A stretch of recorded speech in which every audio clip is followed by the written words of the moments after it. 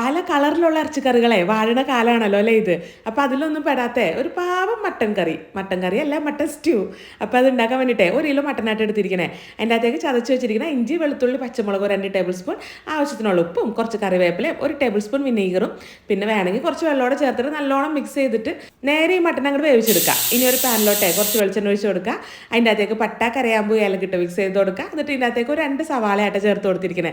ഒരുപാട് വഴന്നൊന്നും വരുമൊന്നും വേണ്ട. അതിന് മുന്നേ ആയിട്ട് തന്നെ ചതച്ച് വെച്ചിരിക്കുന്ന 1 ടേബിൾ സ്പൂൺ ഇഞ്ചി വെളുത്തുള്ളി പച്ചമുളകും കുറച്ച് കറിവേപ്പിലോട് ചേർത്തിട്ട് മിക്സ് ചെയ്ത് കൊടുക്കുക. എന്നിട്ട് ഇതിൻ്റെ അകത്തേക്ക് നമ്മൾ ആ വേവിച്ച് വെച്ചിരിക്കുന്ന മട്ടനില്ലേ അത് ചേർത്ത് കൊടുക്കണം. ഇത് നന്നായിട്ട് തന്നെ തിളച്ച് പറഞ്ഞ സമയത്ത് തേങ്ങയുടെ 2ാം പാലില്ലേ നല്ല കനം കുറഞ്ഞ പാല് അതൊരു 1.25 കപ്പ് തുടങ്ങിയിട്ട് 1.5 കപ്പ് വരെ നമുക്ക് ചേർത്ത് കൊടുക്കാം കേട്ടോ. എന്നിട്ട് ഇതിൻ്റെ അകത്തേക്ക് ഉണ്ടല്ലോ ഒരു ഉരുളക്കിഴങ്ങ് അരിഞ്ഞതും 1 ക്യാരറ്റ് അരിഞ്ഞതും പിന്നെ ഒരു 3-4 പച്ചമുളകും ആവശ്യമുള്ള ഉപ്പോടെ ചേർത്തിട്ട് നല്ലോണം മിക്സ് ചെയ്ത് കൊടുക്കുക.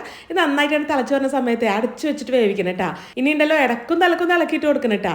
ഇനി നമ്മളുടെ ആ ഒരു കറിയൊക്കെ നല്ലോണം കുറുകി ആ തേങ്ങാപ്പാലൊക്കെ അങ്ങോട്ട് വറ്റി വരുന്ന സമയത്ത് നമുക്ക് ഇതിൻ്റെ അകത്തേക്ക് ഒരു 1/2 ടീസ്പൂണോളം ഗരം മസാലപ്പൊടിയും 1 ടീസ്പൂൺ കുരുമുളകിൻ്റെ പൊടിയും കുറച്ച് കറിവേപ്പിലയും 1/4 കപ്പ് തുടങ്ങിയിട്ട് 1 കപ്പ് വരെ തേങ്ങയുടെ തലപ്പാലും കൂടെ ഒഴിച്ച് കൊടുക്കാം കേട്ടോ. എന്നിട്ട് തീ ഓഫ് ചെയ്തിട്ട് മതി ഇതങ്ങോട്ട് ഇളക്കി കൊടുക്കാനായിട്ട്, അല്ലെങ്കിൽ ഇതാകെ പിരിഞ്ഞ് ഒരുമാതിരി കൊലായി പോകും. അപ്പോൾ അത് വേണ്ട. അപ്പോൾ ഇത്രയുള്ളത് നമ്മളുടെ മട്ടൻ സ്റ്റൂ. എങ്ങനെയുണ്ട്? ഇത് കാണുന്ന പോലെ തന്നെ കഴിക്കാൻ നല്ല അടിപൊളി തന്നെയാട്ടാ. പിന്നെ ഒന്നുമില്ലെങ്കിൽ ബ്രെഡോ അല്ലെങ്കിൽ അപ്പമൊക്കെ വേണം ഈ സ്റ്റൂ ഒക്കെ കഴിക്കാനായിട്ട്. ഇനി ഇതൊന്നുമില്ലെങ്കിൽ നമുക്ക് കുറച്ച് ചപ്പാത്തി ഉണ്ടെങ്കിലും മതിയെന്നേ.